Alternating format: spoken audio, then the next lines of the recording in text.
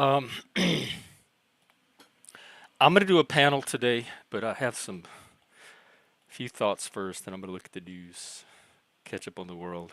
I've been on Kane's panel off and on this morning, and we had some good conversations and some topics came up that I want to expand on. All right. Oh, this man that got arrested, the assassination guy. Let's see.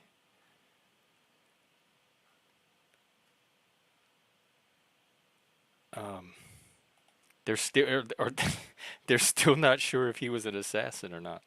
Let's see. Likely third assassination attempt. I guess we'll leave it at that until we get more information. Um,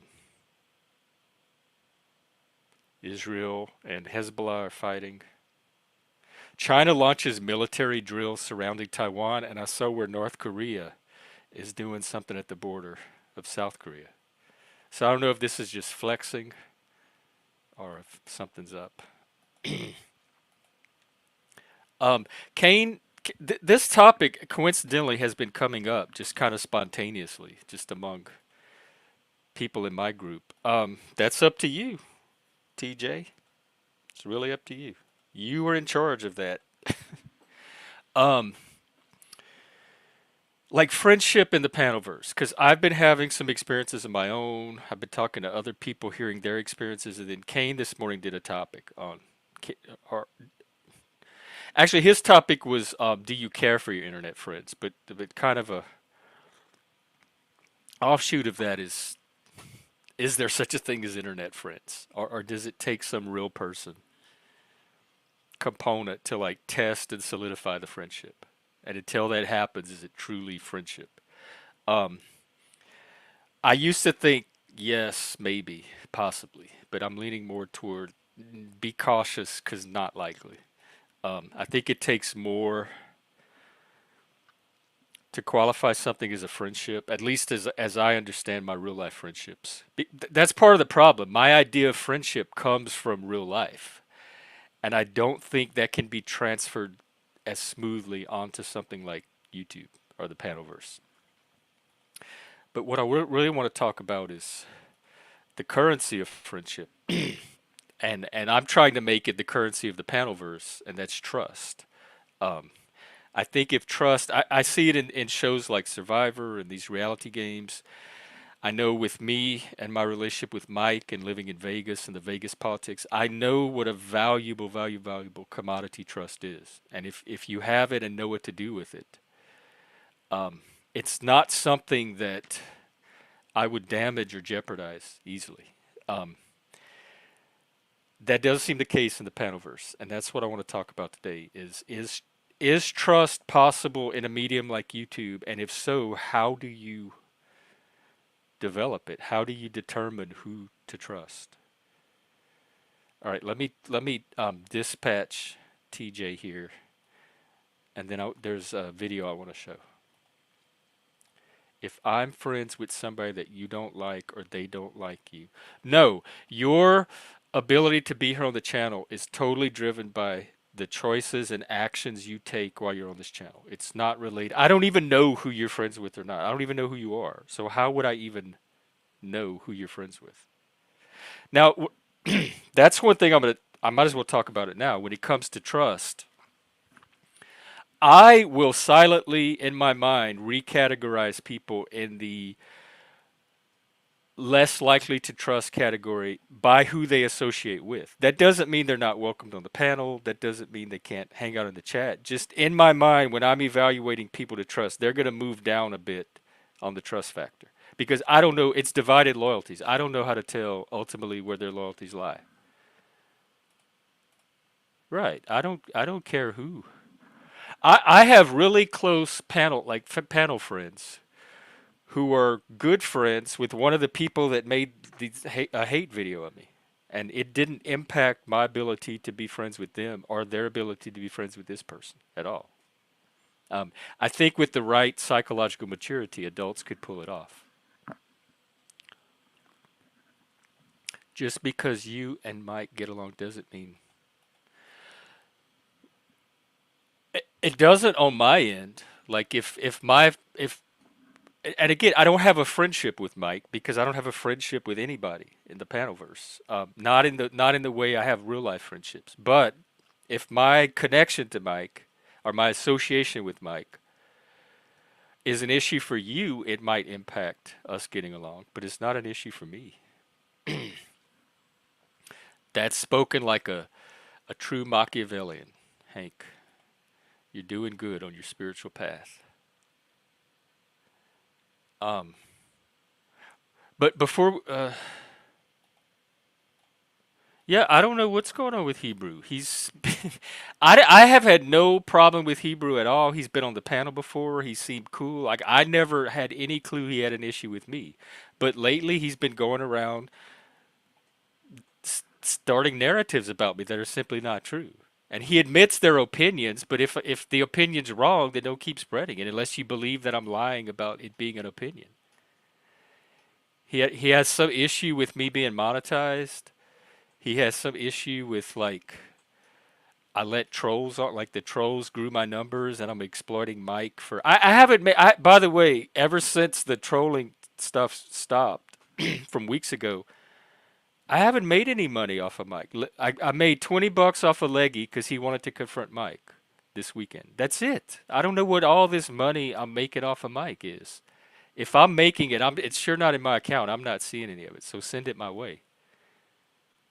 So I don't know why Hebrew's making the choices he's making. Hebrew is an adult, and there's some cognitive process going on in his head that is leading to him deciding to go on panels and start telling stories about. I don't know why he's doing that. I have no idea.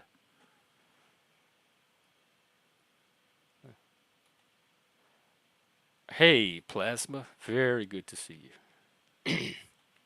All right, but before we get into the trust thing, though, P.F. Jung just put out a video, and I haven't watched it yet, so I have no idea what's in it. But he always does good work, and so I want to just watch it live while I'm on stream, and I can maybe comment and react to it. It's about 9 minutes, so we'll just take a look at this for a while. Let's see. Um, yeah, I don't care about that. I don't care what happens on other channels like that, unless it like directly affects me I don't care. I just don't care about this. It's like you're tattling. I think I've said before when I was teaching my least favorite kids, it was not the bad kids, it was not the juvie kids, it was not the gang members, it was not the discipline problems, it was the kids that raised their hand when nothing was happening, everything was going fine. Teacher, teacher, you said to use a pen and they're using a pencil. Those are the kids that absolutely drove me up a wall. And that's what it seems like. It seems like you're tattling. You have an obsession with Mike. You're trying to rope me into your shit with Mike. I don't care. See a therapist or book an appointment with me. I'll work with you one on one if you want me to help you through your Mike stuff, but you got to pay for that. Other than that, I don't care. I'm not Mike's keeper. I'm not your therapist. I don't care about your issue with Mike outside of this channel. I just don't. Nobody cares about my issue with all these other people either. So don't be a hypocrite. I'm not trying to get you to fight my battles for me, so quit trying to make me fight yours.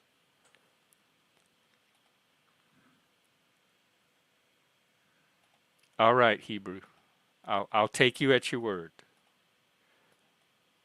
because it was very mysterious to hear all this stuff coming from you. I did not know that you thought any of that. So, all right, I'm going to play this video and then we will get back to the trust conversation because we need to figure out how to build genuine trust if we're going to create the type of community that I'm beginning to wonder is even possible here.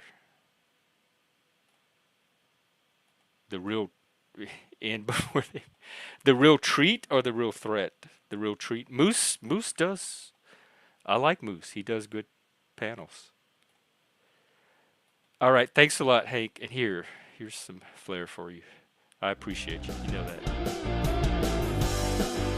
All right, just for Hank. And see, $2, nothing to do with Mike. So I'm not only making money off of mic. All right, I don't know what you're talking about, Agent of Chaos, but I don't trust you. You're out of here. All right, let's watch this video, and then we'll get back to the conversation. It's why terminally online political debates actually matter.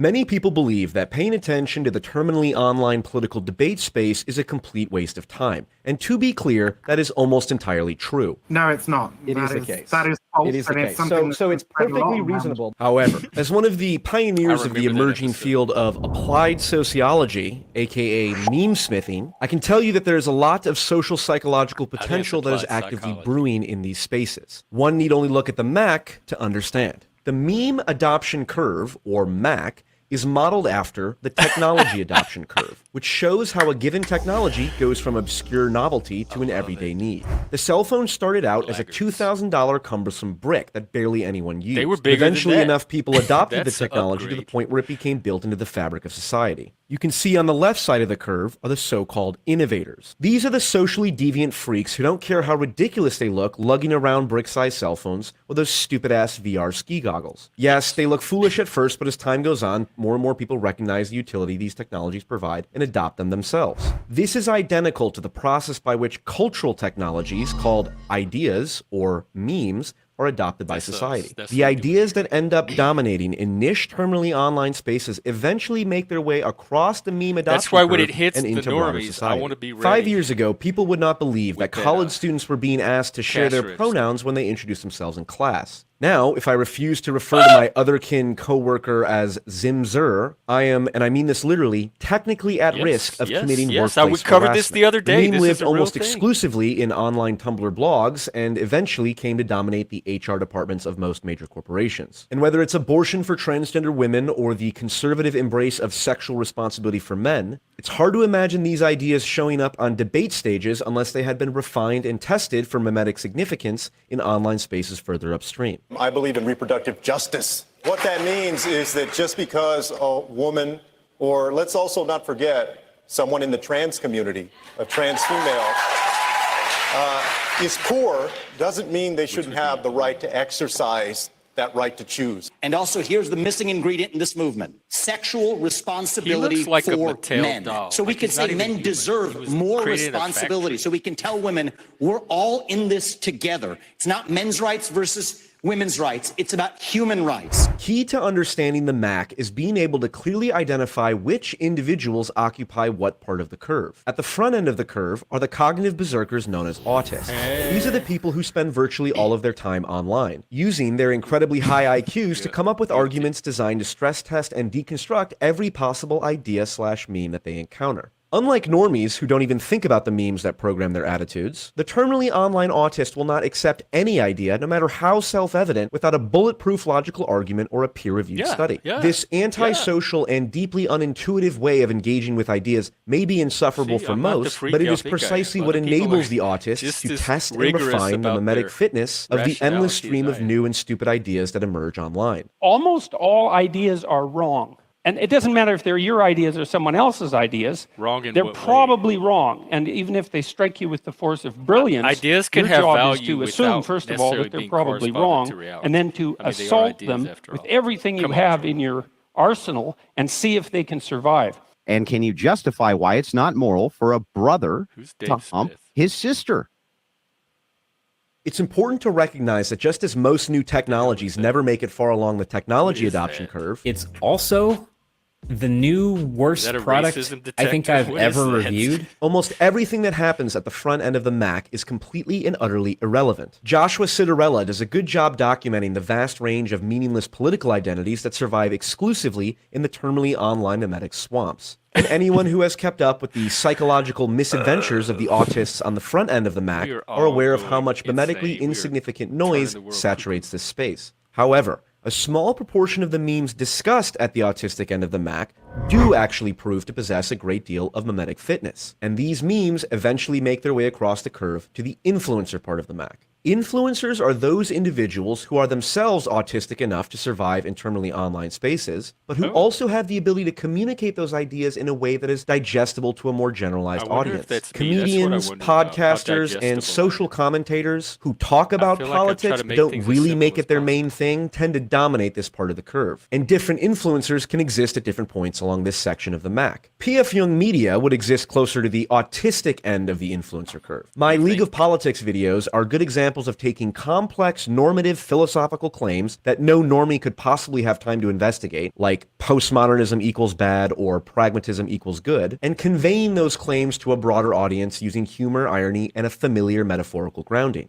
Someone like Dave Chappelle or Jon Stewart would be closer to the normie end of the curve, I and would someone swap. like I would Hassan Piker might swap exist in them. between. Once influencers have infected enough people with a given meme, it begins to become mainstream. It's important to understand that by the time This a is the meme gets to the programming. You see normie who's section of the programming Mac, y'all. the It's meme will us. We're almost certainly we're have the ones mutated creating the and been reduced programming to a that y'all much are all less enslaved sophisticated by. version of the original meme that the autists and Be influencers nice. interacted with. For example, there are plenty of normies who would call themselves socialists, but almost none of them are purely logic-brained enough to have actually evaluated the mimetic fitness of Karl Marx's ideas around dialectical materialism or the labor theory of value. But that's the key thing to understand.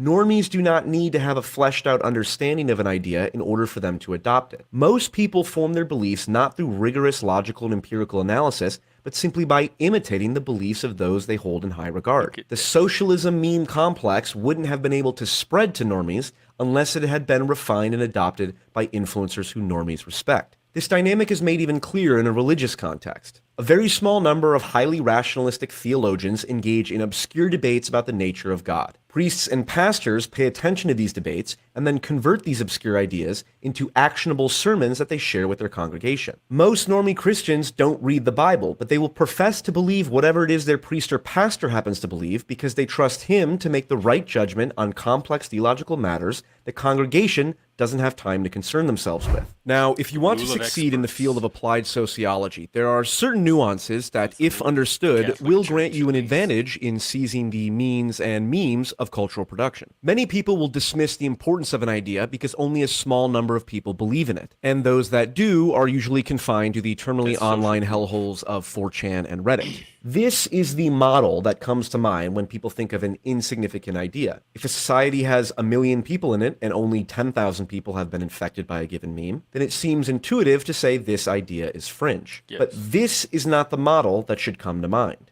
This is the model you should use to understand the mimetic fitness of a given idea. If 1% of the population gets infected by a biological virus, depending on how infectious it is, we can very easily predict that it will only be a matter of time before the rest of the population gets infected. By the same token, if an idea, otherwise known as a mimetic virus, is present in 1% of the population, systemic then racism depending or on how implicit mimetically bias. fit the idea is, we can predict that it will also only be a matter of time before the rest of the population gets infected. This idea is known as the 3.5% rule, which posits that only 3.5% of the people in a given society need to be infected by a meme for that meme to eventually take over. This is precisely what happened in the Weimar Republic, the Russian Empire, and the American colonies, where only a small minority were committed fascists, Bolsheviks, or separatists prior to those movements dominating their Separatists, why don't respective you call them societies. You revolutionaries? might think that obscure debates between anarcho-capitalists and Christian nationalists have no bearing on contemporary politics, and for the moment you may be right. But when a leading influencer in the libertarian movement essentially concedes to the mimetic superiority of Christian ethics, we can use this information to predict that a meme complex like Christian nationalism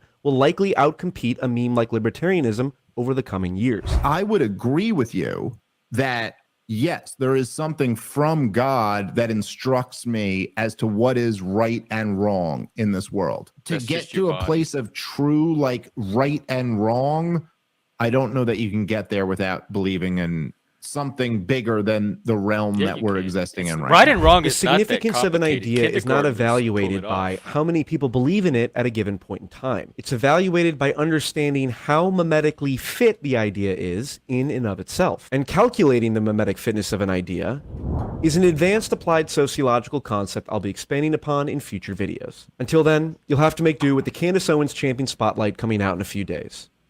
Good luck, everyone, and Godspeed.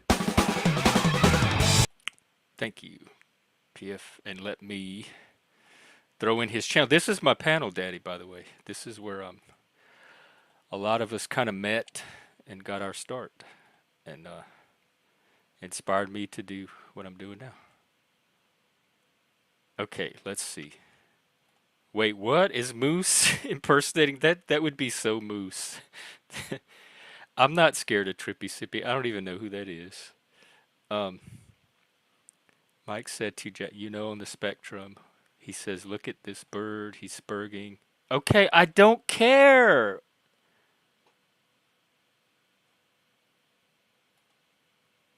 Because Mike didn't go stick a heart on a violent video making fun of my autism and my death. That's if you don't see the difference between that video, if that video is like nothing in your mind, then we're just two different people. I have no problem drawing a very bright red line against violence.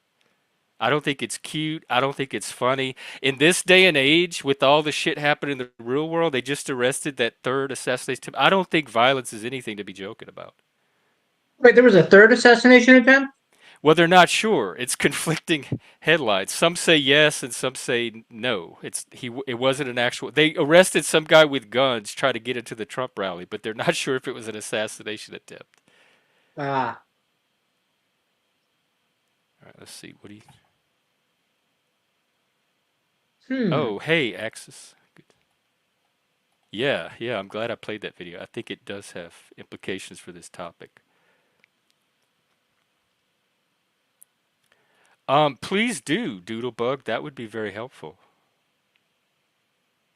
I tried to map out the Panelverse myself and I gave up. So if you have some made progress on that, definitely.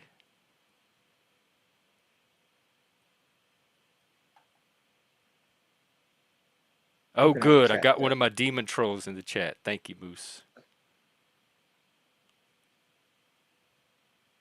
So, what have you said about trust in the Panelverse? Well, we have it. I touched on a few, but the thing, my thing is it possible, and how do you find, like, how do you know who you can trust and not? Like, how is trust evaluated, assessed, determined, if it's even possible? Mm-hmm. Yeah, So when we say, like just from induction, I would say it's an assassination attempt. But the oh, hey Kane, there's conflicting headlines. yeah, when we say trust, like we might say, what do we mean by it? So Right, there's degrees of some trust. people, just use him because he's an obvious example. I'm not going to like go into a bunch of specifics, but some people, I'm sure, will say they cannot trust Mike, but we can trust that Mike will engage in certain things, like he'll maybe confront some of his detractors, right? We can trust that he will do that. Mhm. Is that the same kind of trust, right? Um, and so there's the trust in the sense like, are you going to have an equal relationship with them? And then there's trust in the sense of, um, is a set of behaviors somewhat predictable, and you can sort of plan And around it. there's like trust on the panel. Like I can trust Mike to help support what I'm doing on this show Hmm. versus relational trust. Like so there's Hmm. certain Right. people I may not have a friendship with them or be able to trust them beyond trusting them to be on the panel and respect the tone I'm trying to set here. Yeah, like I can trust that when I dip this Ritz cracker in peanut butter, I'm really going to like it. Do I trust the Ritz cracker interpersonally? No, I do not. So yes, you're right. There's different types of trust, and it's what type we're talking about. I'm part of this came from a conversation I had last night with a friend about the relationship between real world friendships and the skill set that you develop from forming real world friendships, and whether that's transferable to the panel, whether a panelverse friendship works the same way as a real life friendship. And I'm starting to think it doesn't. Like the ways I'm evaluating my friendships in the Panelverse by the way I do my real world friendships. Hey Bex, come up. Um, and I'm finding that's not working. Ooh, It's not leading me to the same type of friends that it would lead me to in real life, but they appear to be the same type. ooh, smarts. Did you enjoy that? No, I did not. I Oh, I thought. jammed my finger. Well, you mistrusted your own self. Yeah, so it's something I could not trust, right? But If you yeah, I can't knocked trust over my yourself, who peanut butter can you jar and trust? I jammed my finger trying to catch it. Oh. So very painful. But the kind of And within trust I'm talking about is friendship trust. Like if you're forming a connection on the Panelverse that's going beyond just a panel, how much can you trust that connection? And trust in the sense of trusting people to like community trust, trusting people to include them in a community. Are they trustworthy enough to be part of a community you're trying to form, or are they going to be a potential source of sabotage or damage to that community? And Mr. B has I don't trust Mr. B to not derail my topic right now with stock stuff because he knows what a bright shiny thing it can be. And so he could be throwing that in there to take us off of the trust conversation.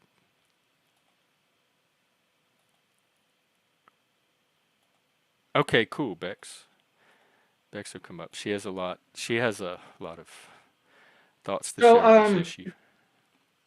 are there people that you feel like you can trust in the Panelverse? No, not anymore. There are people that I developed as close of an approximation of a real world friendship as I think it's possible to do here without testing it in some additional Mr. way. B, I'll stream later today. I'm going to do a casual stream this evening, so don't worry And about it. then, We'll so get to it. those friendships did not turn out to be as genuine and stable as the real world versions would have been, or I feel like would have been, or have been historically.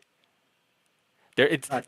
There's an element of volatility here that I think the real world Mhm. just does not have. People can see a comment, they can watch a clip of it, and all of a sudden they completely rethink that friendship and then burn it, blow it up, like that. Because you can blow up a friendship with the touch of a button. Anybody can hit the red button on a friendship here and just blow it up, and you can do that in real life too. But the risk and the cost, maybe this is a risk management thing, is it seems greater in real life. And it Yeah, if seems you like there'd be start something more in of real a life, it process can. where you would like talk first, maybe meet for dinner and talk it out, etc., before you hit the button on a friendship. But Yeah, here, well, people online you just can do it block left and people, right. but in real life, it's like, what are you going to do? Are you going to stop going to the same coffee shop or grocery store to in case you run into them again? It's a lot harder to just shut someone out in real life. I think it's easier to shut someone out in the panelverse. You just block Yeah, them or not go to their panels anymore. exactly.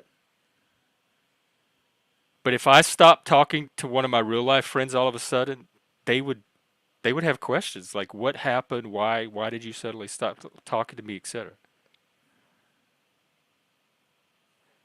Not What's an laws. e-stop, Hank? Oh, interesting.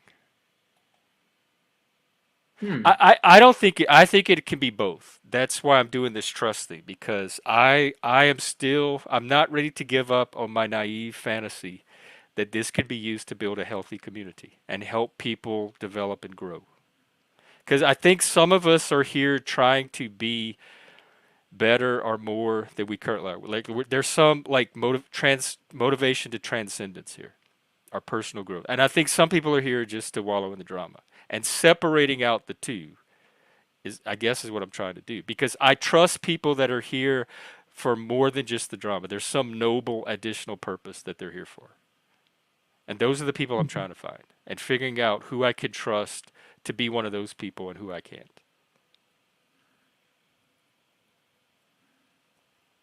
Yeah, definitely. I think when people only show up for the drama, it's when you start to question what their motives are. Yeah. And where the loyalties are. Like cuz there's no way to like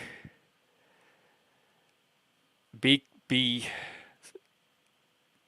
or at least I maybe the limitation is mine. I can't conceive in my head of a way to be a full-throated supporter of this channel and also of people that are trying to damage and hate on this channel at the same time. It just doesn't make sense to me that a person can psychologically exist in both of those realities.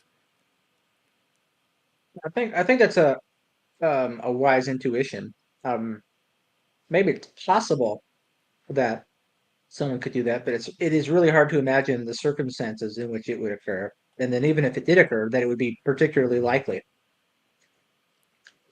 Yeah, like I can only go off of my own psychology and theory of mind, and I can't think of a way I could be like in that have loyalties to opposite people. Because if first of all, if anybody's attacking my friend, I naturally defend that person. If somebody's lying about them, I call out the lie. If they're being attacked, I come in and I counterattack and help defend, etc. So I can't just sit there.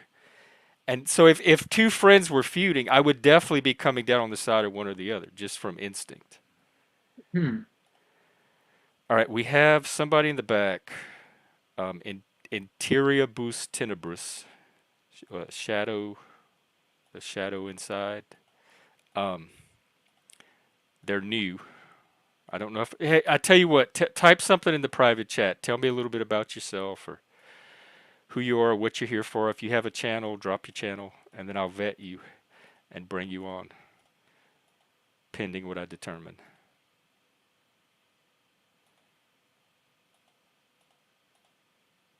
A shit test. Yeah, that's another thing. I think trust is tested. Like in Survivor, you find out who you can trust after they actually vote. That's when you know fully who you can trust. But before the vote, you don't really know for sure whether you can trust somebody's word or not. So that's like the test of trust. So every tribal council, the trust is tested and it's either validated or not. Um, Defend yourself. Who are you? No, I don't even If know you look you, at so I don't know. if you look at the main comment, the live feed, Trippy Slippy says he came to defend himself. So What he's is probably who's Trippy in right even now. doing back in the chat? I banned him last night. Well, I'll be we pissed have off. drama court for this, so if you want to pony up $100, you can certainly do that. Right now, we're having a conversation about trust in the Panelverse. So you can't come hijack my topic with your personal unless you pay me for it. This is not your personal channel to hijack. Hank, what is the shit test? Is that a way of testing trust? I've done small things. There's small things I've done in the Panelverse, like I'll give somebody a wrench and see what happens, and that's like a little small way of determining trust. Or I'll let them on panel, like letting a troll on panel is a form of can I trust this person's not going to porn bomb me? Oh, yeah, the super chat button's right there. That's what it's called, right? Yeah, we have super chats, we have memberships. I'm going to be adding another tier soon. That's going to be a no drama tier. It'll be topic focused, kind of like this, I don't kind of like like to what we add did the tiers other day. to the world. I would like it if there were less tiers in the world. Well, there's going to be more. There's going to be a whole Uh, trail of them. I don't like drinking liberal tiers or conservative tiers. I just want there to be less tiers.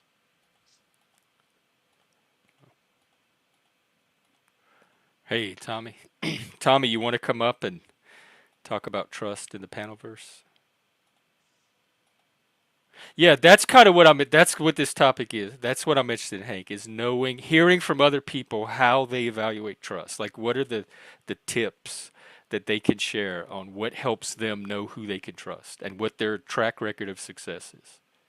So something like the shit test would be a perfect example.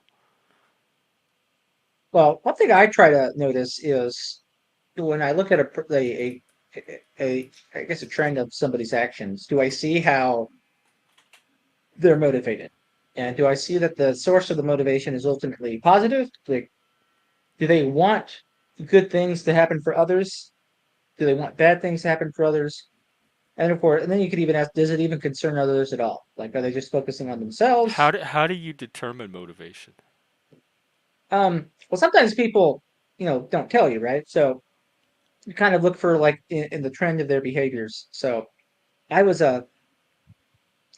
explaining this to someone else actually recently, um, like with your channel, Jeff, is a lot of your responses, like, and I mentioned this even on the panel, go back to the internal locus of control, and this sometimes results in you taking sort of a devil's advocate position to whatever the previous person said. So, like when I was saying the stuff about big pharma and Pfizer, right? You were like, well, you know, No, do we really that need was to worry about serious. that? I wasn't devil's No, no, no. advocating.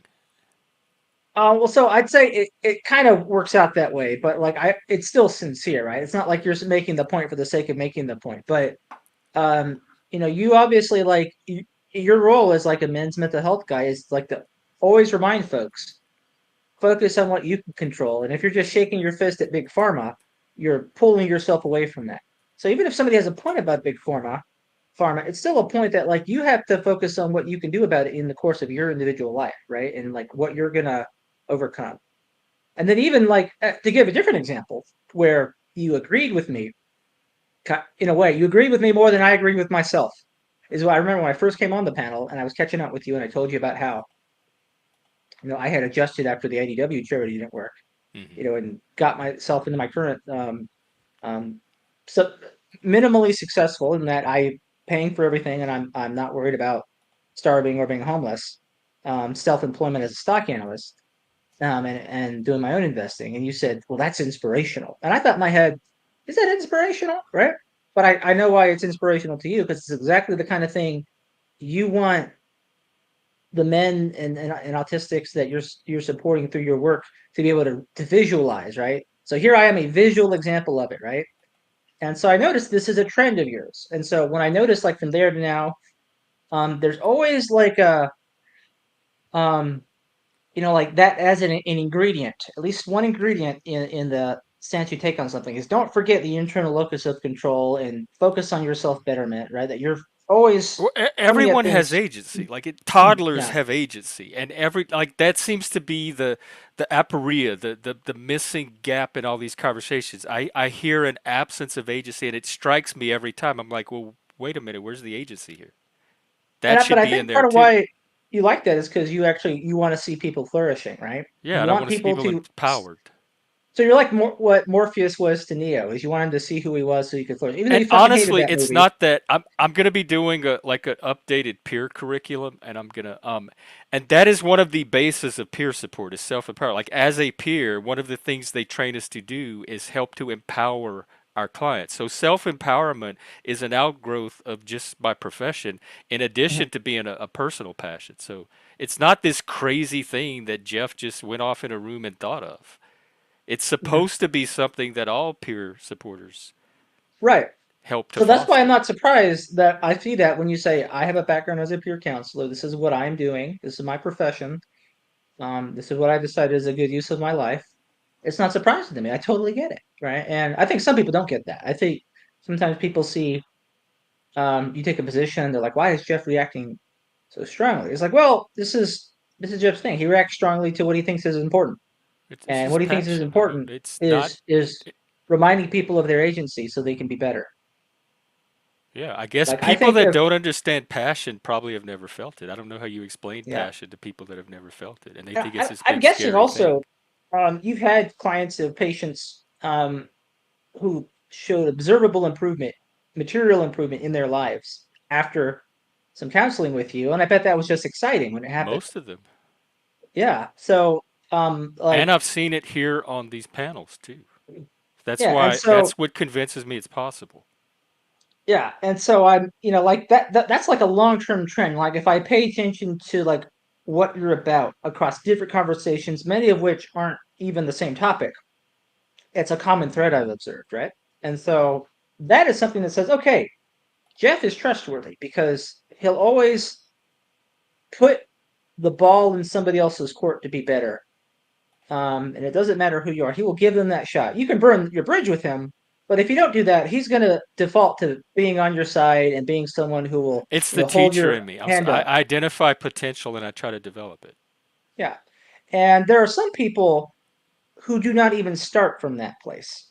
They couldn't even imagine being delighted over somebody else growing and thriving from their positive influence. Like that, that's just they couldn't even register with that. And those are folks you see it um and maybe in their wish to initiate drama sometimes that that's not what motivates them. What motivates them is just the excitement of tussling in the dirt. Yeah, probably so. In fact, I'm gonna pull. I show this chart all the time. My original, the the person I started my first podcast with created it, and we used it a lot. Let me find it. Yeah, I was talking about this with Shameless through DM about like with empathy. There's like empathy in the general sense that most people mean when they use it. Like, Because and there's you could call it, cognitive and affective. yeah. Well, I'm looking at it more of a of short empathy and long empathy. So short empathy is usually what people mean. It's like they're reacting to cues they see in the moment. Like if they see that you're uncomfortable, they will feel uncomfortable because they're like worried about your well-being, right? They want to see if they can help you. Like if they notice something that's what somebody feeling empathy is going to do. Or if you're angry about something and they hear your story and they can see why it's infuriating, they'll feel anger with you. Like I can't believe they said that to you. I can't believe they did that to you, right? But that's short empathy. It's just focusing on that situation. Whereas long empathy, I think, is paying attention to trends, these little clues that get dropped, um, that really help you understand the background of a person and not only what they are feeling, but why they feel the way they do, and um, understanding like why their feelings may or Like may not be valid. curiosity Yeah, and I think a lot of and people who openness. describe themselves as very empathetic are good at the short empathy, but they may or may not be good at the long empathy. I I think the wonder, long is empathy is is that a effect of openness? Would that correlate with high openness? could be, but sort of like if we watch like a very long movie series or TV show, um, and we follow a character over many instances, we can have that with that main character because we've seen all the things they've gone through. And we Yeah. have a tendency, I think, to forget that to this moment in life, that person has gone through a lot of things that has shaped who they are at the Oh, moment that yeah. you're People interacting with them. exist in three dimensions. I'm Yeah, but aware of and that. people forget that a lot. Like people, so I'm in my 30s, so there's You been you make a 30-year period, right? you make a What's a great point because that's one of the things I use to evaluate trust is can Mhm. people let me in on that other dimension when I try to explore it, or can they not? Like, do they try to mask and hide? Are they indirect, not straight, or do they let me in on that window of who they are historically, chronologically, so I get that full, well-rounded picture of them? That indicates trust too, or not. I want to share this chart real quick because this is the people I'm looking for. The people that are trying to get from here to here, this zone of transformation where you start to move upward. And the trolls are all down here, and these red arrows are the forces that drag things down.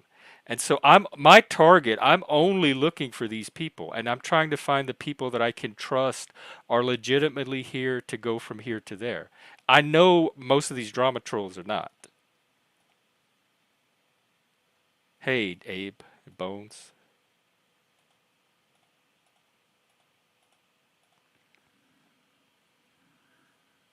And I've said before, I like this is my mantra. Transparency creates trust. So I guess one thing I use is how transparent people are able to be with me. And if I sense resistance or lack of full transparency, my trust level is gonna adjust correspondingly.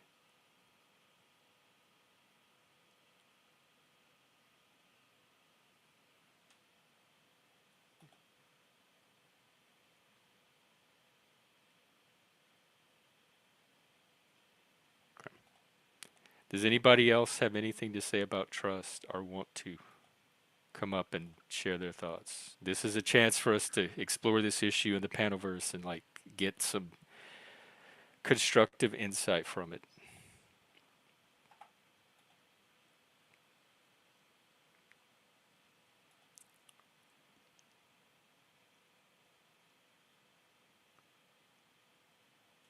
Okay, well, I guess I'll just go do something else. Nice talking to everybody. Yeah, it was a good talk. Yeah. All right, we'll do it again later. Thanks. Take care. All right. See you guys.